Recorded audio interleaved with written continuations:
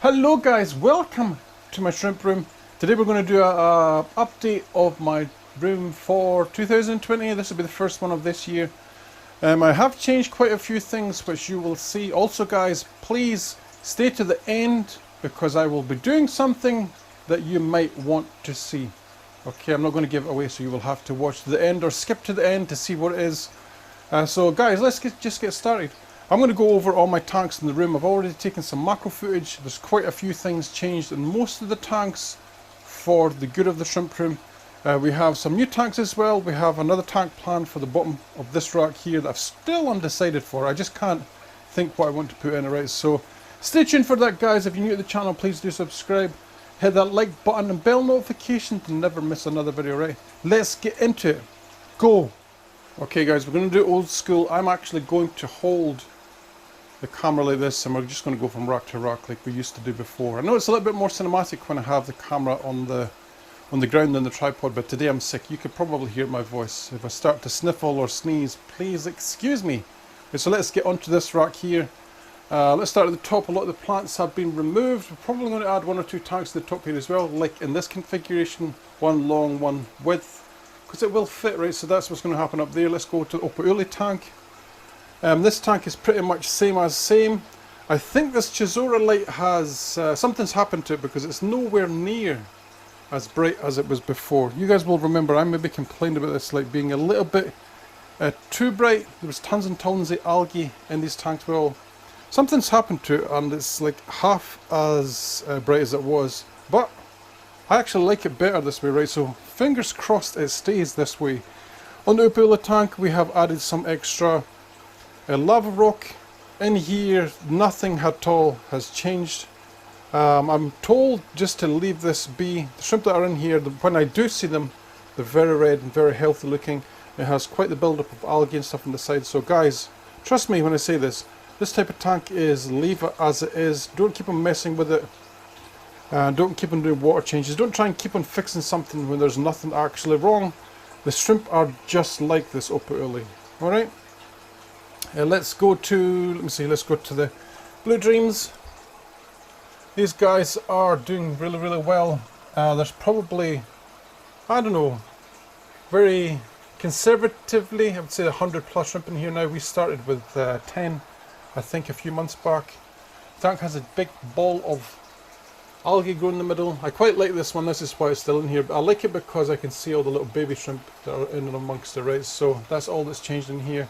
The only thing I might actually do to this is remove some of this big rock structure here, because I have noticed the bigger snails that I put in here, they tend to get stuck in it, which is no good because they get stuck in it and die. But that's what happened to some of the shrimp before.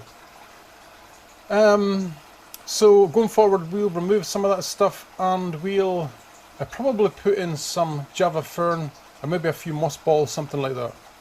Alright, let's get on to the next tank. This is the green jade tank. Nothing spectacular to look at here guys. I have a little bit macro footage just to show you these guys are still alive and they are green, which is a good thing. To date I have found 2 dead shrimp in this tank, but that is to be expected, especially considering the condition in which the shrimp came to me. And I'm not sure if I've actually told anyone else this, but when they came to me, I didn't think guys, right, but there was no heat pack in the box, and I live in Norway right now. Around about that time it was like -5 to -10, right? So I'm quite surprised that they weren't all dead, right? So keep an eye out for this tank. I think I've managed to save them. We only need to save like 4, 5, 6 shrimp, something like that, and the ones that are good are nice and green, so this tank will be a go. The next time you see this tank, hopefully we'll have a nice little colony started. Doesn't take long, as long as you leave it and let it do its thing. This is the cardinal Sulawesi tank. It has had no real changes in the tank. The one thing I wish I did with this tank guys is I wished I'd added some dragonstone to it, because I think that would have been perfect for this setup. Dragonstone typically leaches minerals a little bit, right? So that would have been perfect for this, because this type of Sulawesi, these are cardinal Sulawesi. They don't always like harder water, but I have been breeding them in harder water. They seem to be very active in harder water as well. You guys could probably see them. on the rocks and stuff here, and whenever I've seen dragonstone in any other tank, I always notice that there's lots and lots of algae on it, and that's what we want in this type of tank, because these are not your atypical feeders. Let's go into the other side so you can see it a little bit more. These are not your atypical feeders as is demonstrated here. There's a piece of food there, there's no shrimp on it, but the shrimp are all over the place. You can see them on the rocks and stuff. This is what Sulawesi are like. You see them all up here? I did have a rough count of these guys the other day, and there was roughly about 90 shrimp in here. And I started with 20 about 4 months ago. So this has been a good outcome in this tank, I think. On to the next tank, guys. Boop, boop. Let's go.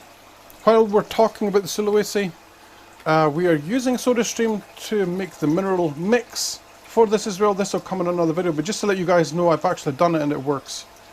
Right, so that involves mixing CO2 with the mineral, Sulawesi mineral, and it actually works, and you get your minerals to the perfect TDS, all that kind of good stuff, right? So that's what we're going back to. I'll show you that in another video, as I said.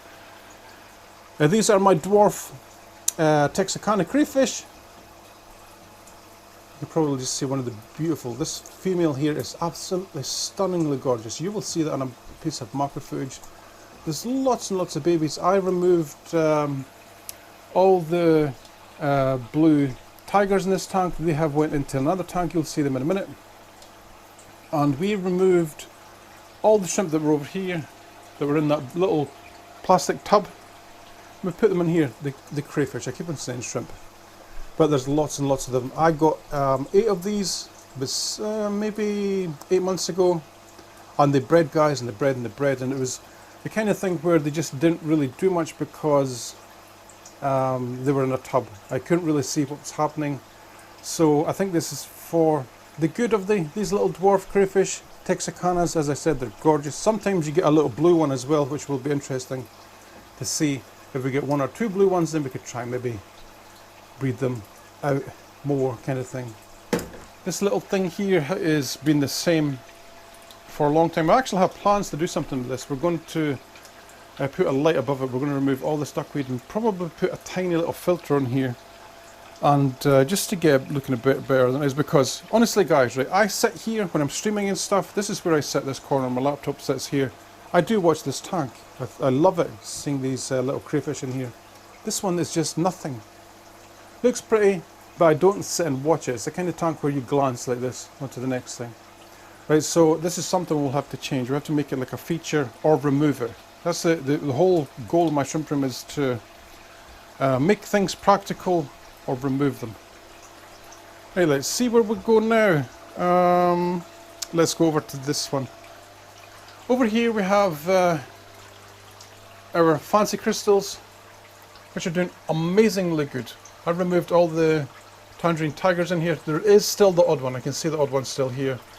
But I've been hard culling this tank over and over and over again, and now we're starting to see the benefit of doing that, because we're seeing more fancy crystals. Right, and all they are, guys, is just a crystal red that's been crossed with a tangerine tiger, and you get this type of crystal that is really mottled. The pattern's really blockchain broken up, and it looks really cool. Right, so the tank itself hasn't changed much. I've actually added this little strip of plastic up here, black plastic. This is just bin liner, and that is to cut out the light glare for when I'm streaming, and it works amazingly. You can probably see it yourself. You can see the tank better without getting a ton of glare. Also, subscribe if you haven't already. Want to see more shrimp content like this, and please do. This tank is the same. We have a plastic strip along here, so there's no more light glare. 2 tanks on the end. These are 50 litre tanks that I got for 800 kronas each, which is about $90. I know that's expensive for you Americans, but in Norway that isn't, because if I had to order tanks like this and pay shipping for them, it would be much more than this. You're talking probably $50, $60 each for each tank, right? So there's still a little bit dirt inside because I've done nothing to them. I've only unboxed them, put them here. Before I do anything, guys, I want to change where these plugs are, make them more accessible, and it's the same on the other side away over here. And then we're going to start to think about what we want to put in here, right? And I'm thinking, guys, maybe I should just set them up and then decide there, because honestly I'm having this like brain fart thing where I can't decide what shrimp I want. right? So I'm thinking maybe use something like a gravel or a sand in here, get the filtration back in here. I actually have the filtration over there in the corner. You see the two little pipes going into the cold tub. So the filtration is still going from the tubs that were here before, so they will go back in here once this is filled up with water. I think that's what I'll do is, I might not even spray the back, guys, because you know what it's like when you get a tank, you get this like green wall on the sides. I quite like that look in tanks, right? And eventually this glass will green up as well. So all we need to do is get a substrate, fill it up with water, and then decide what shrimp we want. I think it will be neocardina or maybe some type of crayfish, and then we'll just see what happens. Same with this one over here. Let's go into the bottom. The buttocks of the shrimp room.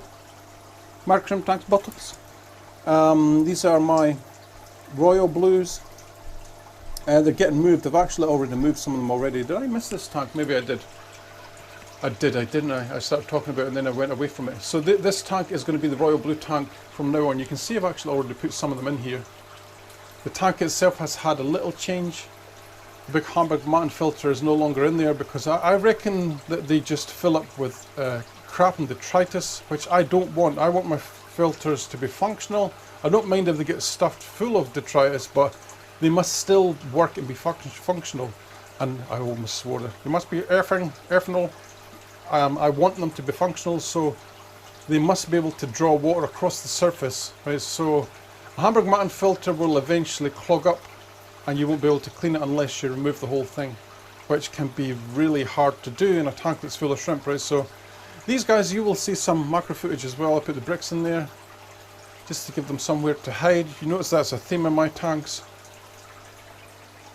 So as I said, that's where these guys are going as well. And then that frees up another tank for us. So there's probably 2 or 3 tanks that are in here right now that will become free that we can fill up with stuff.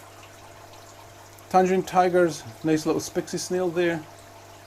Nothing's changed in this tank at all. These guys just get fed regularly. They breed regularly. Nothing else to say. These dudes had some food yesterday, that's why they're kind of away at the side here. Nothing's changed in here. I just keep up with the water changes, as I said. This one over here is the cherry tank. I think I'm going to change this tank, guys. We might move this tank somewhere else and put a bigger tank in here, because it's just, I don't know, it's just very hard for me to see anything in this tank. I mean, I want to breed more cherries, but I'm just not seeing it with this little tank like this. It's pretty hard to clean as well. We're going to go to the cold tub next, but I think I mentioned to you guys before that my Indian almond tree had died. I left it out too long over the summer. It got too dry once, and then it kind of died, and then it came back again, and then I'm pretty sure it was dead. But then I did notice last week this tiny little buds, so fingers crossed that this tree makes it. Cold tub, producing billions of shrimp. Producing billions of shrimp, as always. Look at them in there, there's millions. The crayfish have already been out and fed already, so you won't see them either. Little pure Nordic teddy bear. By the way, I didn't mention my new plant that I got here. I think this type of plant is awesome. It's what I like to see in my shrimp room, is this kind of plant where it's like an Amazon type thing. Bromelia, it just sticks in my mind a little bit. Is that what this is called, bromelia? Whoop, whoop. All my plants up here are doing well as well. I'm trying to remember to water them. This is why my orchids are starting to flower again. I love them. Let's get onto this tank. This tank is actually doing really, really good. Before, when I had the extra filtration in here, guys, the tank was, I think it was too clean. That's a testament, as I said before, probably in the last update, that's a testament to Biohome Ultra from Ponguru, the guy that makes it. That's a testament to how well the stuff actually works. It's probably absolutely perfect for a fish tank, but I don't think it's necessarily an awesome thing for a shrimp tank, right? Because shrimp tank feed on algae, detritus and stuff, right? So you want there to be things on the glass, right? And when that filter was in the tank before, the glass was super clean. It's like there was hardly any biofilm, right? So once I removed that filter, it's just greening up nicely everywhere. Lots and lots of shrimp. Again, I'll show you in some macro footage. They're doing really, really well. Little shrimpies. This tank has had a teeny overhaul because I'm not happy with the way the shrimp are going in this. I sold lots of these last year and they have never recovered, right? So I'm keeping up with the water changes. We added some lava rock. I'm adding more ram's horn snails back into this tank as well, just to see if that perks up the shrimp a little bit. We'll see. These are my blue steel crosses. They were actually fed a little while ago as well, right? So they're going off the food, but I'll put up a little bit of macro footage here.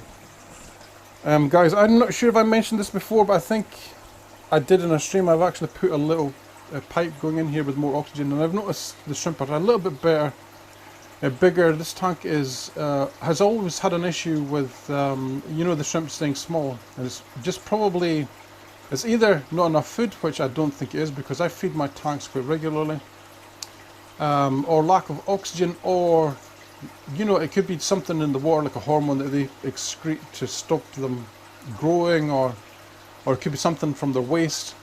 That's another thing I wanted to talk about, guys, as well, is in my Neo Cardinal tanks, I'm just doing a little trial. I went up to 20% water changes a week from this week, and we'll see how it goes.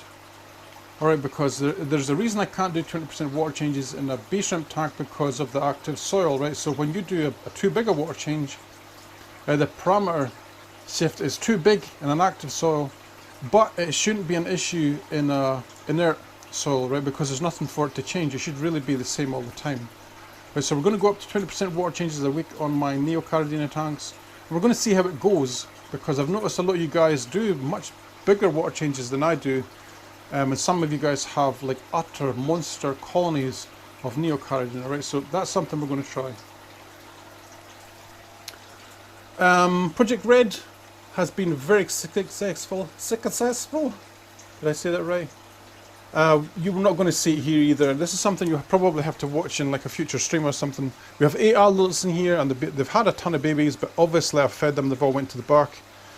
This is one that you'll just have to trust me on. Same with this as well. Again, if I have macro footage, I'll put it up. These guys have had their dinner today already. Num num. Nothing's changed.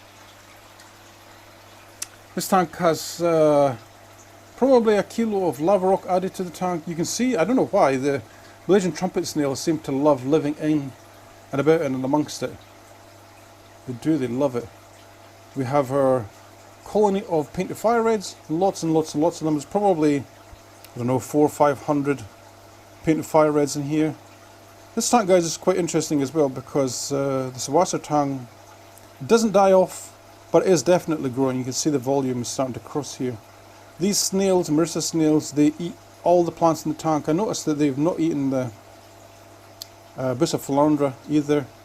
I give them everything. I give them scraps from the kitchen, bits of carrots, bits of pumpkin, green beans, the lot, guys, right? Because these are heavy, heavy eaters. Okay, guys, this is near the end of the video, and I did promise you guys that if you stayed to the end, you would get something, right? So what I'm going to do, guys, is see this lovely stuff here. This is my own special nettle mix shrimp food. Look at this. Look at how lovely it is. Nom nom nom nom. This is a fresh batch I made yesterday.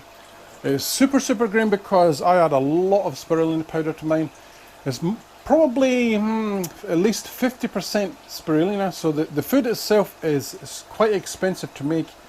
What I'm going to do, guys, is I'm going to give one of you a packet of nettle mix, right? And all I want you to do, guys, is leave a comment in the comment section below and just say, I love shrimp, right? And I'll pick one of you at random to win some of this stuff. This is really, really good food. This is probably easily the best stuff I've ever made. You can see it when you put it in the water.